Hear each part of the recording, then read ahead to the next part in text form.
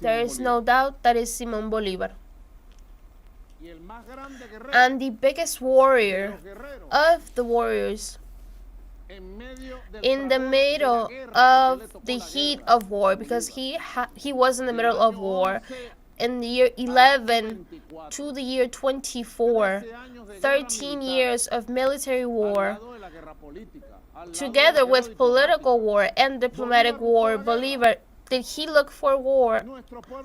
Did our people look for war? No. Our people wanted a republic, peace, but they had to organize themselves with the army. They had to fight for us. They had to fight for what today is Colombia and Panama, and then they had to go to the south, to Ecuador, Peru, and to found Bolivia 200 years ago. Like some say, in the Andes, it happened. Sometimes it happens. The peace will be my glory, peace will be my part, peace will be my most precious thing. It is a phrase that in the literary sense of Bolivar, I believe that not even the best Nobel Prize of Literature could write with the beauty, inspiring beauty of the words that Bolivar used for his speeches, his letters. And Bolivar said always, we go to war for peace. And in the moments that were the most sublime of the Revolutionary War, of the freeing of our Americas, he always has that objective, the peace and the peace, equality, freedom, the freedom of a people. So all of our fights are for peace, for sovereignty of the nation, for the dignity of the people, a people with dignity, with equality, with freedom, and with peace can do it all. Moving forward, they can build their most wonderful dreams. This week it was also very important when we went to kilometer 16 of El Junquito. A very beautiful thing. The commune was 100 years. The era is birthing a heart, and it can't do it anymore. It's dying out of pain, and one has to run, like the song of the great Silvio Rodriguez says. The commune was bicentennial, and it produces everything. I went to meet them, and it is impressive how the communal power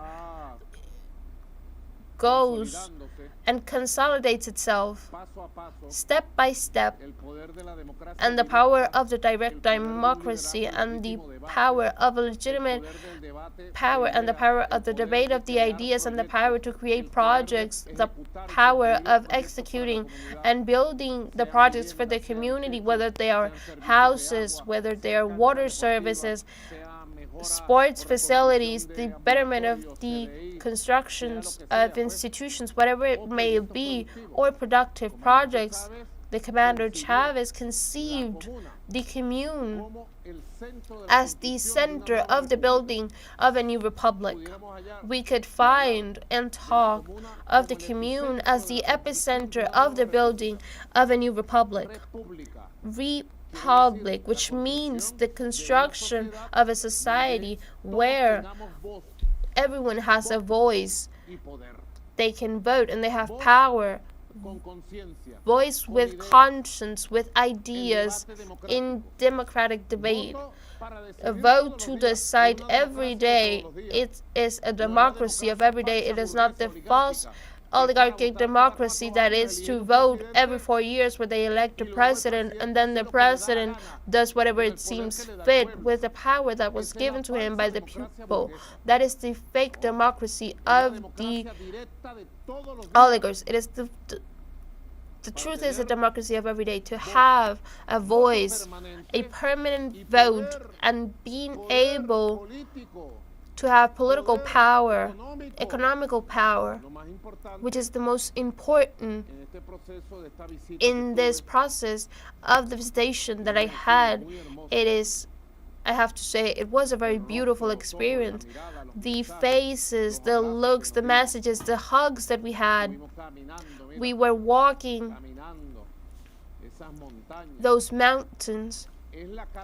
It is the Caracas that is not known, that is not suspected. It is hidden, but it is the deep Caracas that is built every day. We were there walking in the countryside of that area, in El Junquito.